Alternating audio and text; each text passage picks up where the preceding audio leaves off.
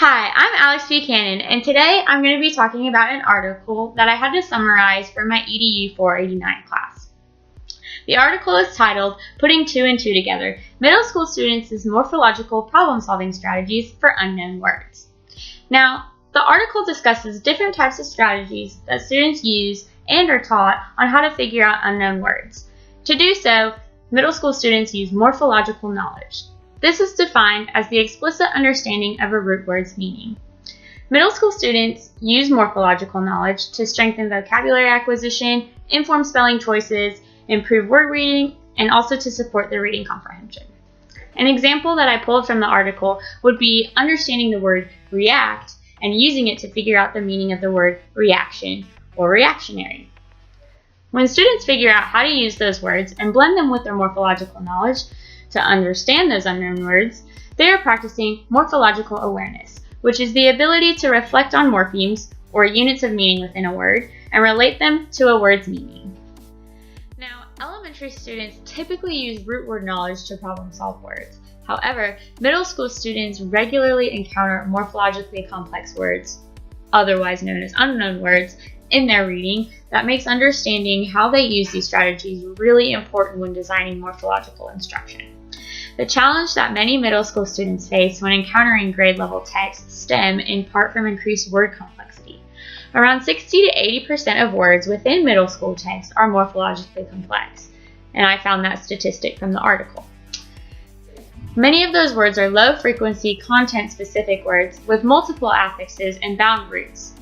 An example that I can think of right now is the word speck. Now, when you think of the word speck, you think of something little, maybe a speck of dust or something. And then when you see the word inspection or spectator, you can see that word speck and say, okay. Now, an inspection is something that, like when my mom comes and does a room inspection in my room, she's inspecting how clean it is. Or a spectator, when I go and spectate football games, I'm watching specifically on the football game and not anything else. With that being said, adolescent readers can use root word and affix knowledge to parse the meaning of such words. Morphemic relationships, like we just talked about, speck and spectator and inspection, represent an important category within semantic meanings that can be helpful for adolescents to reflect on. So, using root words, prefixes, and suffixes supports middle schoolers' word learning demands by helping them consider the specific semantic information that are contained within morphemes rather than just considering solely on semantic info within the whole word. Now, this type of learning supports both academic vocabulary and content-specific vocabulary. The article also discusses how English learner students learning vocabulary is crucial, especially in middle school and high school. In middle school and high school, ELs struggle as they encounter more complex texts and or vocab in subject areas because they encounter more so of those in middle school and high school rather than elementary or preschool. Morphological awareness can play an important role in supporting vocab knowledge for adolescent ELs, which then supports their reading comprehension. Because the English language borrows many words from other languages, instruction in identifying cognates proves helpful for ELs. Now, cognates are basically just words from the same original word or root. And using cognates is a good way of leveraging students' first language to figure out the meaning of English words. Now, there are a few strategies that the article had to help ELs, but the one that I liked the most and that I think stood out the most is called parts to whole. It's pretty self-explanatory, but in this strategy, we break down parts of a word and depend mainly on our morphological knowledge to figure out the actual whole word. I feel that this strategy not only helps ELs, but it also can help an average student learning new vocab as well because we're just breaking down parts of a word. In this parts to whole strategy, what we're going to do is literally break down a whole word into parts.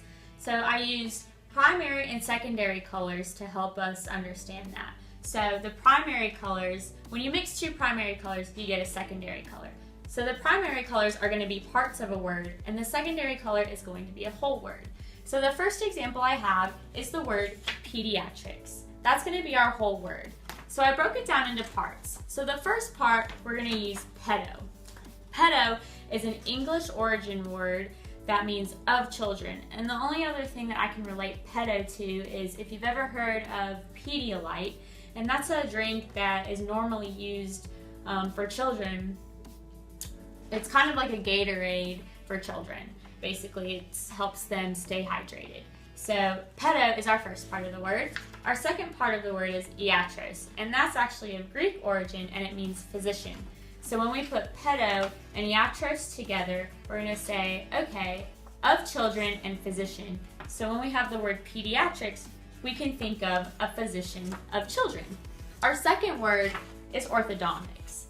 So the first part of the word, I used orthos, and that's of Greek origin, and it means to correct or straight.